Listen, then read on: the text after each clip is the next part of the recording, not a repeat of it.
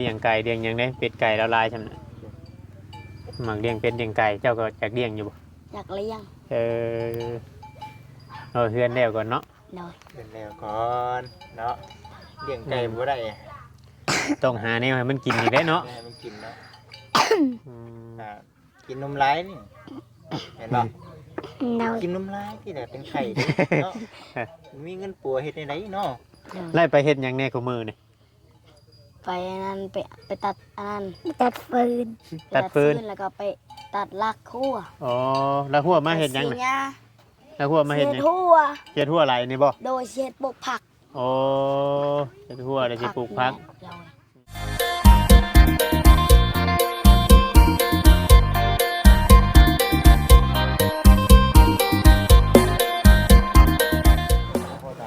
ครับสบายดีพ่อแม่พี่น้อง FC เบิร์ดสุขุสุคนเนาะพี่น้องเนาะทางฝั่งลาวฝั่งไทยหรือว่าทางต่างประเทศพี่น้องเนาะแม่ FC ที่เข้ามาเบิ่งมาชมคลิปช่อง YouTube ของว่าวิ่งไซใจเกินร้อยเพียงเนาะมื้อนี้กลับขึ้นมาทางบ้านทางเรือนของน้องลินดาพี่น้องมากับทีมงานที่เก่าพี่น้องเนาะ ทั้ง สบายดีเด้อน้องลินดา สบายดี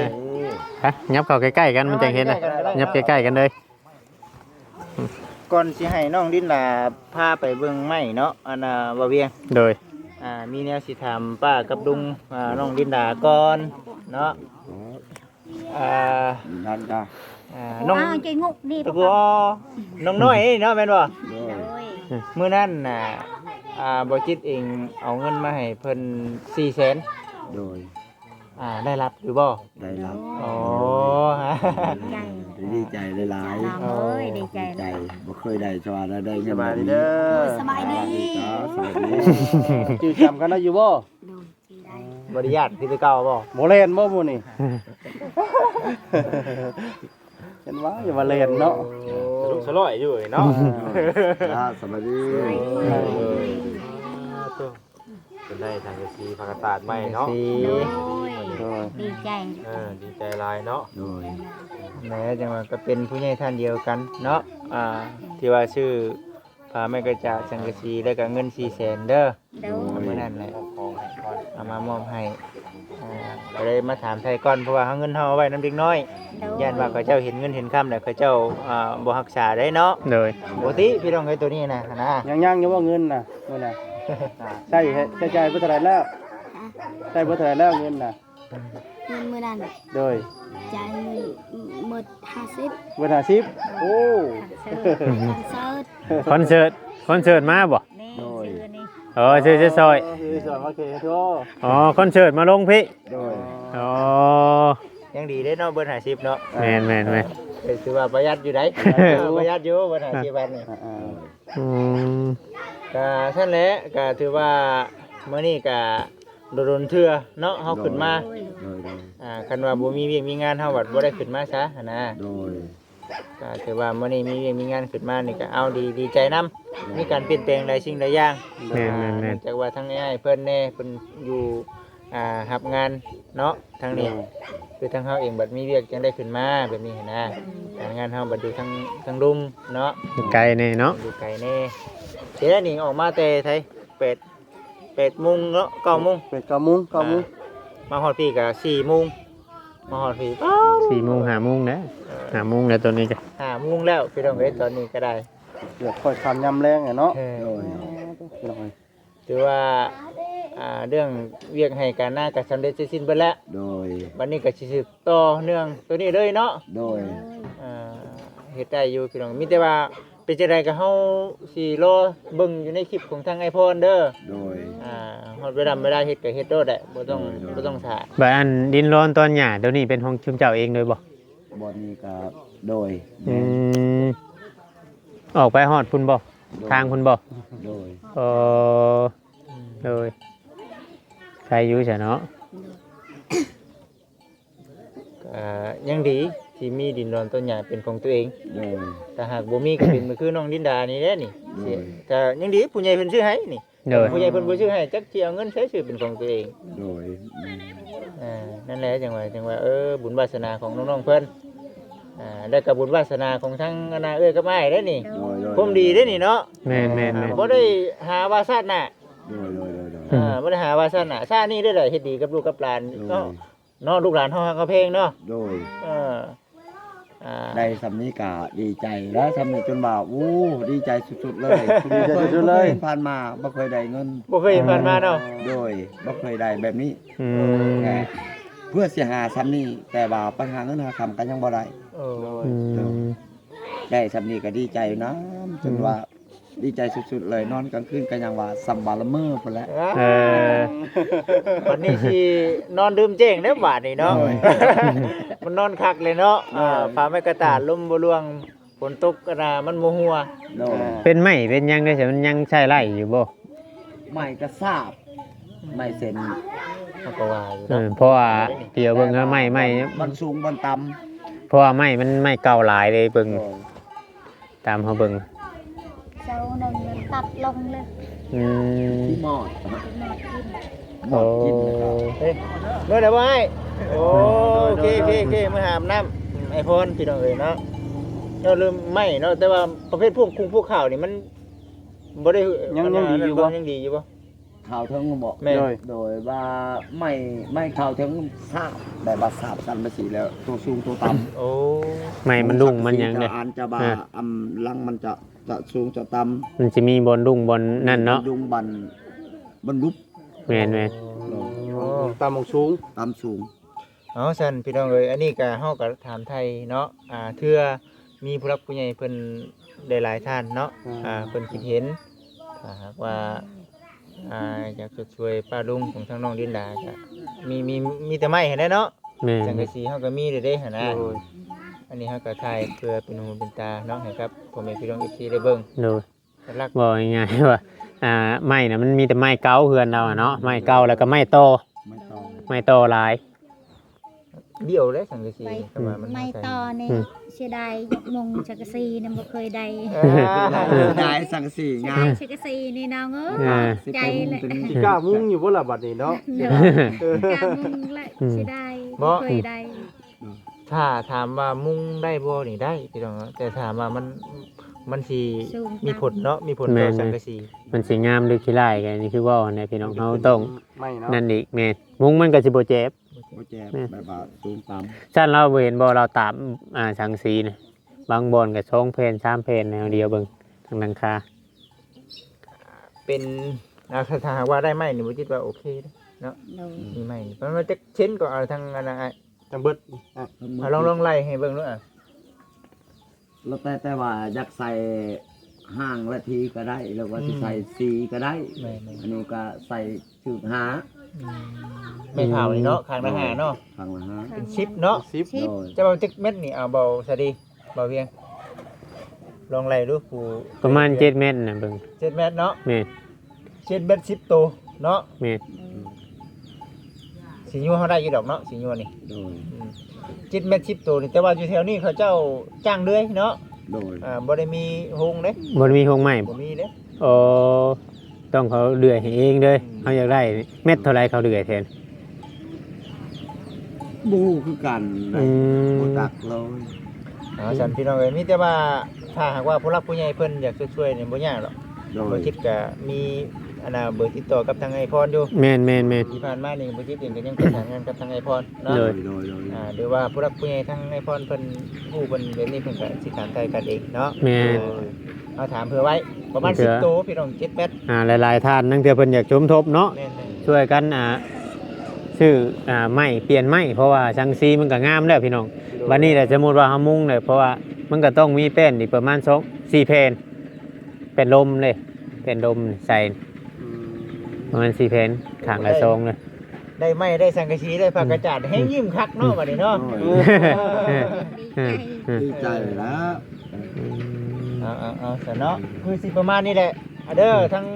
อ้ายกับเอ้ย โดย เดี๋ยวสิให้น้องดินดาน้องกัญญาไปเบิ่งไม้งามๆอยู่เฮือนก่อนเด้อ โดยโดยโดย พา FC พาป้าพาลุงเพิ่นไปเบิ่งไม้เฮือนเจ้าแน่ โดย ยังขาดเดือยังน้ำแน่ ใหม่ๆเนาะ แม่นแม่น ไปน้องดินดาน้องกัญญาสบายดีสบายดี ทางที่เอาพากันย่างไปใช้รวยบาทนี่ไปเบิ่งที่ใหม่บ่สบายดีแล้วล่ะเลย สบายดี เอ ถ่ายอยู่พุ่นเด้อเดี๋ยวไปตามหลัง อืม ไปเลยเด้อ ปีใหม่ เออว่าจะได้จะไปพุ่นบ่ ไป ไปน้ำบ่แซนเด้ ไปโน่นเสียงก็ได้นะดูเบิ่งปีเดียวกันน่ะแล้วแต่เนาะเออ โอ้ตะไม่ยังเดือแต่ไม่เป็นพาบ่ อันนี้ยังไงนี่ เป็นปูตัวนี้บ่ยังเดือเป็นพาเท่าไรจักแทนก่อนเราบอกเมื่อกี้30บ่30เนาะ อันนี้ ตัวนี้เป็นปู โดย บ่พรบอกว่ายังเดือเป็นพา30เนาะ โดย ประมาณ30แผ่นเราบอกเมื่อกี้นี่นะ โอ้สิเอาฝาไม้เลย แม่นต้องเป็นฝาไม้เราอะ โอ้ แล้วก็พวกไม้เส้นมันยังนี่ครบบ่ได้เนาะ โดย โอ้ เฮ็ดห้องเดียวกันบ่นี่กันห้องบ่ ช่อง เฮ็ดช่องห้องปันคนละห้องเลยเอาแล้วเนาะดีใจบ่ ดีใจ ยังน้อยนี่นอนนํกันอยู่หรอวะตอนยังน้อยบัดใหญ่ได้จังแย่งห้องอ้าวไม้นี่ติดให้เบาไล่แอนใช้ช่วยผู้ละเส้นบ่ไปคอนเสิร์ตมื้อน่ะเออ ปันกันเนาะ จากแม่ยังตอด แม่งยังต่อ ไปอยู่ป่าไป แตนมาจัก หาพื้น บ่ แตน แตนตอด หน้าผากนู ให้บ่ตอดมื้อนี้บ่ตอดเอออืม สิช่วยหาไม้เด้อเห็นทางบ่เสียนดอกดังกดกดแม่น เออ มันติด มันเป็นเมเด็กจำเนาะ แม่น เออ โอ้นี่แหละพี่น้องเด้ออันนี้เป็นรับผู้ใหญ่เพิ่นคิดเห็นอยากช่วยนิดหน่อยกำผ้ากำพ้อย โอ้ ก็ถือว่าเอาดีใจน้ำเพิ่นนั่นแหละ แม่นคือว่าดีใจน้ำน้องๆเพิ่นพี่น้องเลยเนาะน้ำนี่เพิ่นทางมือได้ซะละ ทางได้แล้วทิศหนึ่ง ทิศหนึงแล้วอืม บ่ได้ใช่เนาะบัดนี้ โด เนาะ ยไม่ได้ไปตะไกลแล้ว อืม บ่ได้ตะไกลแล้วบัดนี้ โดย เริ่มสบายเข้าเนาะบัดนี้ โด เนาะ ย อยู่แบบนี้หนาวบ่มื้อนี้ หนาว เฮ้ยหนาวก็ใส่เสื้อกันสั่นจะบ่มีบ่นี่ ไม่ มีบ่ แต่อันนี้ยังสนาว มันหนาว ยังทันหนาวอยู่ มันหนาว เอ เช้า อ นี้หนาว เช้านี่หนาว โดย หนาวได้จักมือได้อยู่มั้ย สองแล้ว สองมือแล้ว โดย อืม หนาวได้2มื้อแล้วว่าซั่นเนาะ โดย เนาะเอาซั่นเนาะถือว่าทั้งซุงทั้งเสามีเบิดแล้วอันนี้เนาะ ครบนะยังเดือแต่ไม่เป็นฟ้าเนี่ย โดย มือได้เพิ่นโยล่ะเพิ่นบอกอยู่บ่ ไม่ได้บอก ยังบ่บอกบ่ โดย อืม ยังไม่ยังบ่มีอันนั้น ยังบ่มี ค่าอันนั้น ค่าสร้างบ่ โดยค่าสร้าง อ๋อยังบ่มีค่าสร้าง โอ้ ค่ามีก่อนจัง ค่าสร้างเพิ่น ว่า เท่ไหร่ ว่าง่ายๆว่าเพิ่นให้ประเมินไม้ให้สร้างประเมินไม้แต่สร้างไม้มาครบแล้วจังสิประเมินค่าสร้างเฮ็ดไปทีละขั้นตอนนะแต่เบิ่งนี่เนาะ โดย เพิ่นว่าเอาเท่าไรค่าสร้างเพิ่นเว้าอยู่บ่ บ่ได้ลืมแล้ว เพิ่นเว้าอยู่หังเดิม โดย อืม เพื่อได้ ไอพรน่ะบัดมือเนี่ยเนาะ แม่น สิถามเคยทางไอพรบัดบ่ได้ถามได้พี่น้อง ๆ มีแต่ว่าผู้แลพี่น้องเอ้ยเนาะรอเบิ่ง FC ผู้เพิ่นฮู้ก็คอมเมนต์กันเข้ามาเด้อพี่น้องเนาะเล็กน้อยอย่าว่าเขาเจ้าบ่รู้จักเลยโอ้คัก เป็น ดี เป็นอะไรไปเบิ่งคอนเสิร์ตมันน่ะม่วนบ่ ดอน เจ้าห้องนํเพิ่นอยู่บ่ ดอ มันเชิญยังกัน คอนเสิร์ตมาตั้งนี่นะ มันมีห้องเขาจะมาห้อง โดยก็จะมาห้องเพลง มันมีอย่างในอยู่ในคอนเสิร์ต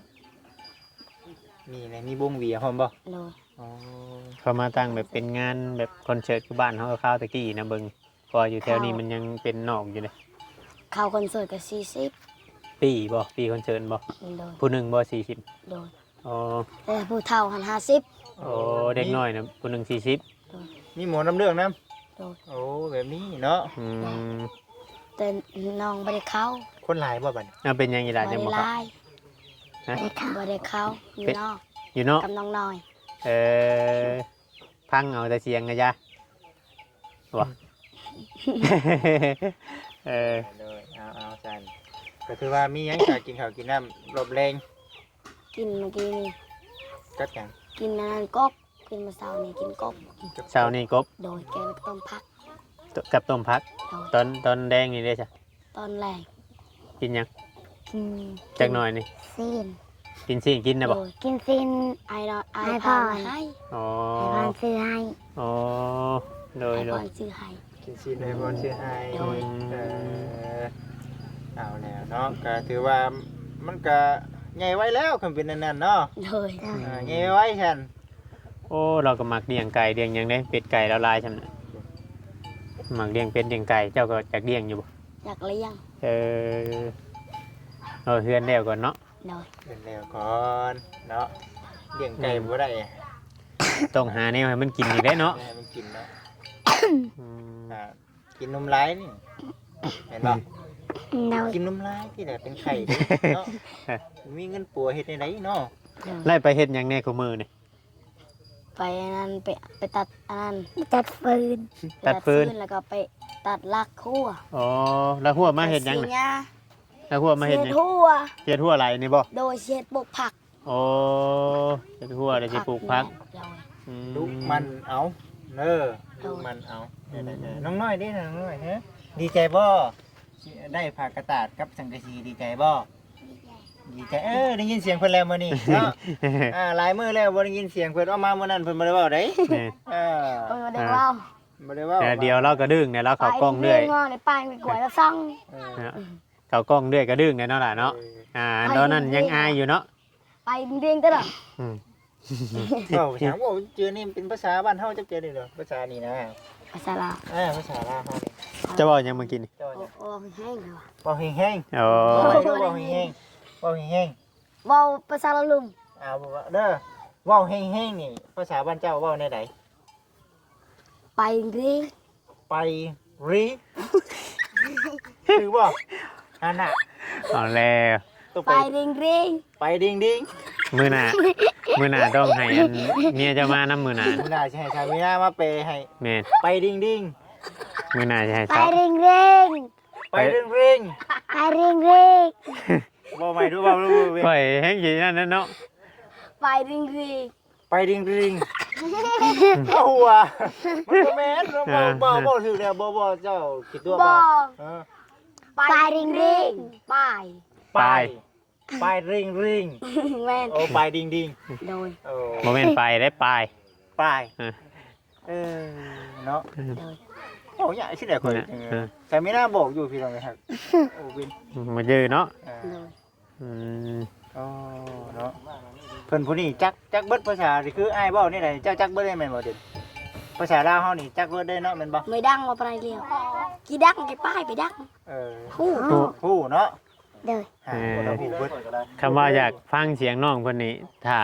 สัมภาษณ์แต่เล่านี่สิอันเสียงเราสิเว้าชัดเจนเนี่ยแต่ เว้าจะคือคนลาว แม่น คนลาวลุ่มเนาะ อืม สิให้เราห้องเพลงชูพังบ่ เหมือนแบบให้น้องเพิ่นเว้าภาษาลาวเทิงกับลาวลุ่ม บ่เบาจิตเว้าได้ใดก็น้องเพิ่นหัวขวัญอยู่ว่าจังว่า ๆอืม เว้าบ่ถูกแต่ว่าผู้นี้น้อย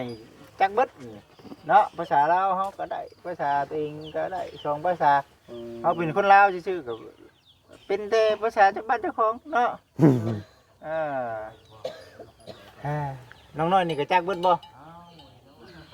ภาษาลาวคืออ้ายนี่เพิ่นจักคือกันบ่จักเบิดอยู่บ่ เป็นฮู้เป็นบ่ฮู้คือ แล้วน้องอันที่เพิ่นบ่ปากว่านั่นบ่ บางทีเพิ่นฮู้แต่เพิ่นเว้าบ่ได้เนาะเฮาเว้านี่ฮู้แต่ว่าบัดสิเว้าชวนเฮานี่บ่ได้ น้องก็สิหวยกันนะปอบนี่เนาะ แม่ กันนะยิ้มเลยเด้บ่ บอกให้น้อยๆหัวก็ได้บอก โย จะดีเนาะ เป็นตานี่เด้อว่าจะดีนะ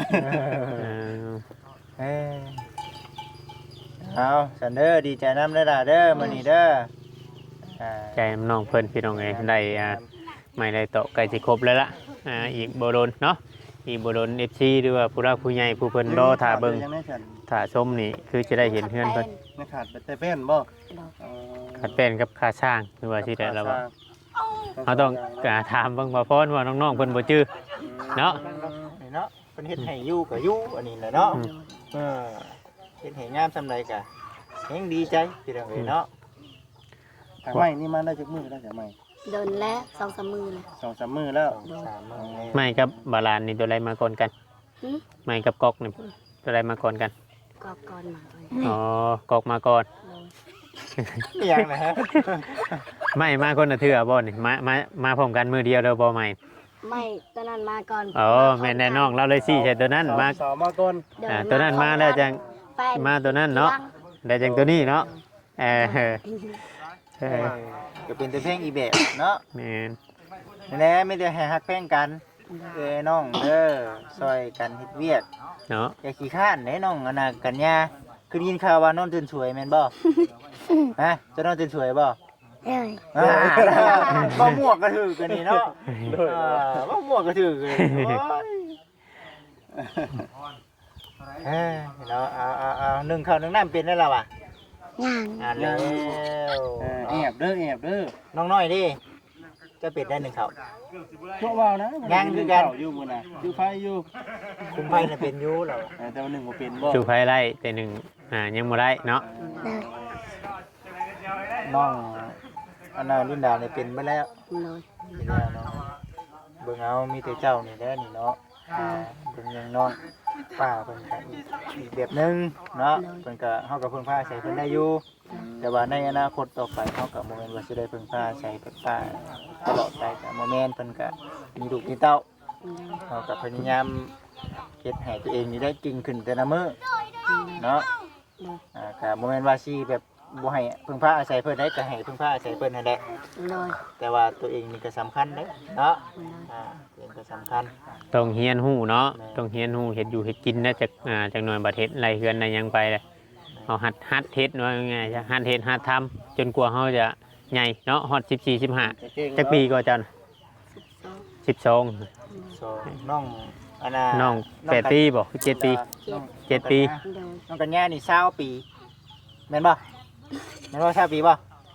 เจ้า20 ปีบ่ แม่ ก็ จัง ตามยังก็แม่นอย่างเดียว ชวนตื่นนอนอยู่จักแม่นแล้ว คันตาบ่นะจะนอนเลย บ่อันนั้นตอดนี่เราแล้วมันสิคันไปทั่วบ่ได้เนาะ ยังตอดนะ ตอดเทิงไรก็ ตอนนี้ ตอดมื้อนี้บ่ โดย มันอยากคันเด้ เปียกๆขึ้นตุ่มๆเนาะ เป็นตัวตา ยังดีได้บ่ตูบปานใดนี่บางคนนี่มันสิตูบบ่ บ่ข่อยครับข่อยถือข่อยทิปบ่ได้นี่ แม่ ปิดบ่เลย เพราะว่าเราบ่ได้อันนั้นปานใด ซ้ำนี่ได้เป็นแต่แพงได้เล็กน้อย3คนนี่ก็ได้เนาะดีใจนำน้องๆกันแหละเด้อบ่รักผู้ใหญ่เพิ่นจะช่วยน้องเอ้ยได้จักยามใดเด้อบัดนี้สิขึ้นมาบัดนี้เด้อ โดย บ่ฮู้ว่าเมื่อใดสิขึ้นมาบ่ขึ้นมาเลยบ่จักแล้วบาดให้ขึ้นมาอยู่บ่น้องกัน ให้ แน่ ขึ้นมาอีกขึ้น กินฮอดอยู่บ่ผมบ่ขึ้นมานี่ กินฮอด กินฮอดนี่เราทำได้ แห้งเด้อชื่อบ่บ้าหยังนี่ เอาจิต บ้านนี้เด้เคยเห็นอยู่บ่ บ่ฮู้ บ่าวเวียง บ่จือบ่ บ่าวเวียง คอยหากันมา2เทื่อนี่เด้ บ่เคยได้ยินชื่อ ต้องบอกน้องเพิ่นนำ แม่น แต่เฮาก็เคยมาอยู่ อันทั้งอ้ายนี่เราลอกกระมูลวาซาดีเด้อ เรารอบ่เรารอบ่ ฮะ โดย ก็รอหัวควันเนาะใช่บ่ มันจะภูมิใจบ่นี่ ภูมิใจอย่าง เอาพี่น้องเอ้ยเนาะ ดีใจที่ ดีใจน้ำน้องเพิ่นพี่น้องเอ้ยเนาะไก่สิเห็น เด็กน้อยเพิ่นบ่ตัวเด้ ใกล้จะเห็นผลสำเร็จแล้วล่ะ อ๋อตึกเกือไก่ตอนค่ำมันเห็นหุงอยู่บ่น่ะ มันเห็นหุงอยู่บ่เกือไก่ตอนค่ำน่ะโอ้ โอ้อยู่นานแล้วเลี้ยงไก่หลายเนาะโอ้ บ่ได้อันนั่นบ่เพิ่นบ่มาชื่อว่าหยังบ่ โอ้บ่มีคอกมัน น้องกูมันก็ตกติ เออ บ่มีคอกนะมันมีคอกคอกไก่เนาะ ไก่หากามาแต่นาแล้วบ่พี่น้องอืมอืม ยังดีเด้ยังจับได้น่ะกกไม้น่ะยับกลางคืนยับกลางคืนเนาะเอาคุยต่อซะเนาะเดี๋ยวบ่จิตสิพาสิไปเบิ่งเดินน้องอันนั้นน้องนั่นก็น้องนางบ่ หลังแล้ว เขาก็สิไปคือกันนะข่อย ไป ก็ กันบ่ แม่นว่าสิดีคุยกับน้องๆเพิ่นต่อเด้อ เด้อ สบายดีล่ะ สบายดี เด้อเอาไหมเบา ออนไม้เด้อล่ะติฉันติดดันหน่อย ว่าจะดีไอ้ยันไหนเล็กน้อยหัวนะว่าจะดีเนาะพี่น้องเลยผิดพลาดก็ต้องกราบขอโทษขออภัยนำ FC เด้อพี่น้องเนาะสำหรับคลิปนี้กับสีดำลาพ่อแม่พี่น้องไปแล้วพลาดกันใดก็ต้องกราบขอโทษขออภัยหลายๆผู้จูไพ่พิงเนี่ยเนาะหนาวนี่